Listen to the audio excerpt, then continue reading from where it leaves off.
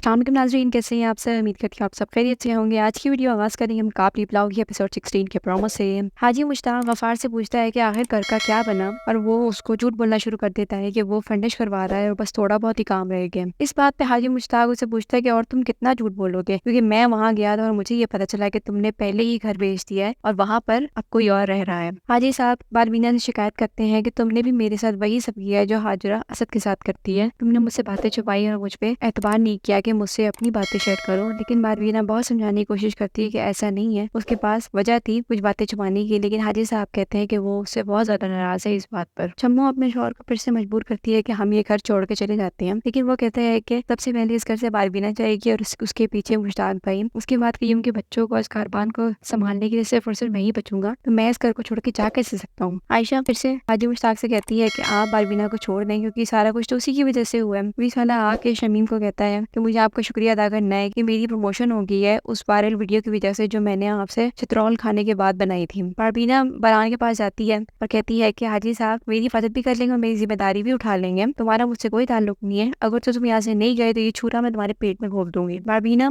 आयशा को बताती है कि तुम्हारे बाप की मौत या तुम्हारे बच्चे की मौत मेरे हाथ में नहीं थी, ये सारा कुछ गफ्फार का किया धरा है, क्योंकि उसी ने ऐसा काम बिगाड़ा कि हम आते आते रुक गए। ये बात सुनकर आयशा हैरान रह जाती है। आयशा जाके हाजी साहब से बात करती है और कहती है कि सारा कुछ पहले की तरह हो जाएगा, हमारा रिश्ता फिर से कायम हो जाएगा अगर आप मेरी एक शर्त मान लें। और वो शर्त ये होती है कि वो मुश्ताक से कहती है कि आप बारबीना को वापस इस्लामाबाद भेज दें। ये बात सुनकर हाजी साहब परेशान हो जाते हैं, उनको समझ नहीं आती कि वो उसके लिए अब क्या करें। इसके साथ होता है काबली पुलाव की एपिसोड 16 के प्रोमो का इख्तिताम। उम्मीद करती है आप लोगों को आज की एपिसोड को बड़ा सा पसंद आया होगा। अपना बहुत सारा ख्याल रखिएगा, मिलते हैं अगली वीडियो में।